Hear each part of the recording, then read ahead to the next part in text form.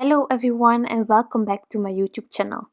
Today I'm sharing this new card using a very sweet Somebunny by my favorite things, which is one of the stamp sets by the new illustrator for my favorite things, Rachelle Anne Miller, if I'm saying it correctly. I adore her design. She's active on Instagram. You can watch a lot of her designs over there. She did some digital stamps already, and well, I don't have the right printer for that. So I couldn't purchase any of her amazing designs. Now she also creates some for my favorite things. Well, the perfect excuse to get some, and I truly adore this one. So I have stamped these cute images from the very sweet Somebunny stamp set onto Translucite Perfect coloring paper using my Gina K Design Amalgam ink. Now I'm doing some Copic coloring, and these images just are so precious. I thought ahead of time about the shadowing for these images because I wanted them to be powerful enough, but at the same time I don't want to lose any of the precious feeling that they have. So I'm keeping this card really simple, just trying to make the best out of the coloring, and then a simple pink background will be all. So doing my Copic coloring, as you see me do all the time, I'm going from darkest to lightest color, and with this paper I prefer going at least twice over all the areas. Sometimes I need more, and that's just what I do. I just keep going until I'm happy with the blend. For the deer, I decided that I wanted to have it sort of a lighter brown because it's the biggest image and I don't want it to get too dark. It's really cute, these images, and I just sometimes think that I can better stay and stick to lighter color combinations if I have cute images than to go way darker, but that's just personal preference. That's also why I decided to do a darker bunny than the deer, because I really wanted to use two color combinations.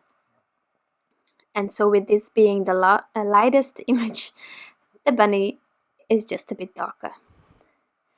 So I'm first adding sort of the shadow, and what I try to do when I'm doing a bit heavier shadowing is first add a bit of the shadow, and then when I go in with my second layer that I at least need, sometimes I dare to go a bit broader with my shadows. I just think that it's easier to add more dark colors afterwards than to get rid of dark colors when you add too much.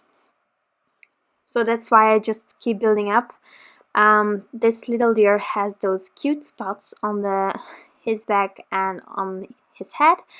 Now I'm not being bothered about keeping them white. I thought about it first, but then, well, it wasn't as easy.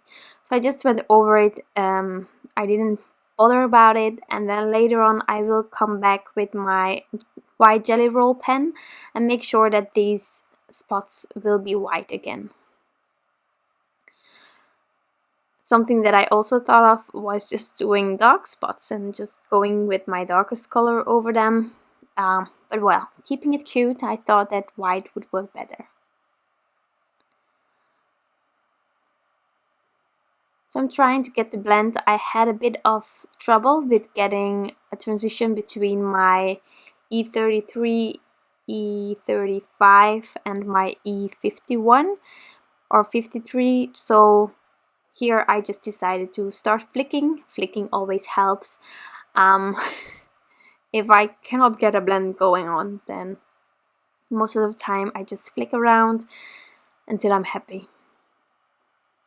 So at certain areas I went outside lines. I'm just using my colorless blender. I'm not being bothered about it during the coloring itself. I can go in there a few times if needed with the colorless blender. It's one of my markers that I use all the time, I think on every card, because there is no card where I didn't go a tiny bit outside the lines at least. It's also the marker which made it possible for me to start with Copic coloring, because in the beginning I was really bad really, really bad. I wanted to go way quicker than my skills were, and I just don't like it when I go outside the lines. Some people don't mind if it's just a tiny bit. Well, I really want it to be crisp, but that's just me. So with the colorless blender, I actually was able to keep going with the Copic markers because they are with a thick brush tip. So use the matching dies to cut everything out, and here you can see my pink background. This is the Ballet slippers cardstock by Concord and 9th, and I'm stamping out the sentiment on the bottom.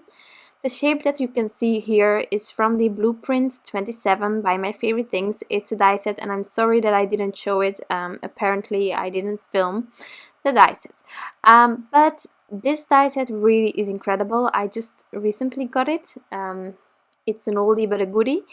There is so much in it. There are 2 banners. There is this die that I used to get this amazingly shaped rectangle panel, and then there is, well, there is just so much more.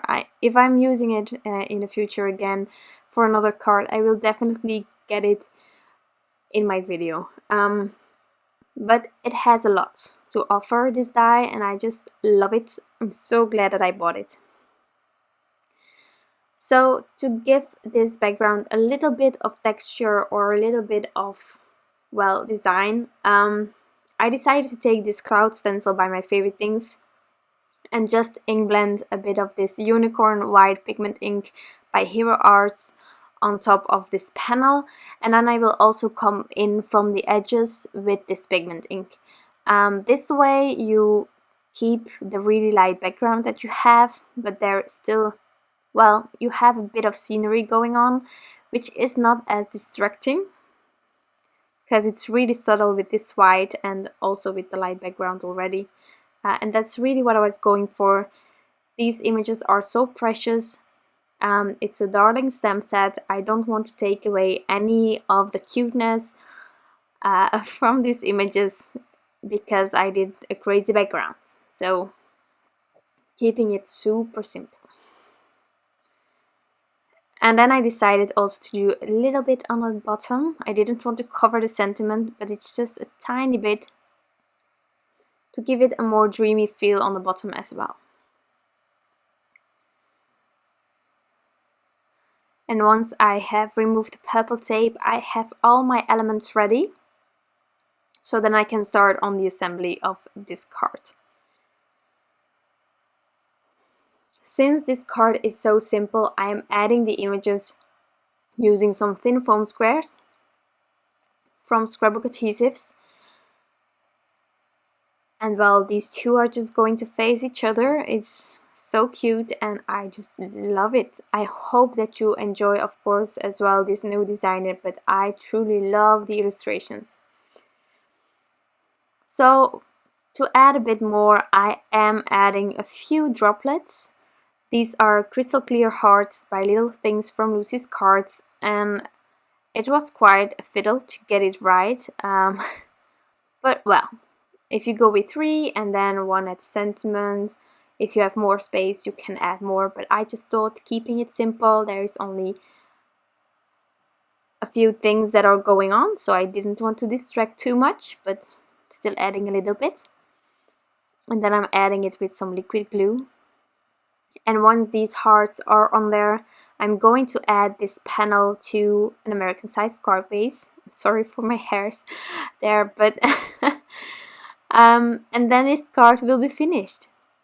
So truly I adore these images. I have another set as well, and then of course there is just that new release that passed. I'm hoping to get my hands on one of those sets as well and to get some cards going on and show you. If you have any questions about this card or anything else, you can leave them down below in the comments. Thank you so much for taking the time to watch this video. I truly hope that you enjoyed it. If you did, you can always give this one a thumbs up. I would truly appreciate that. That also shows me what you like. And yeah, I just hope that you have an amazing day left. and I will be back soon with some new crafty inspiration. Bye!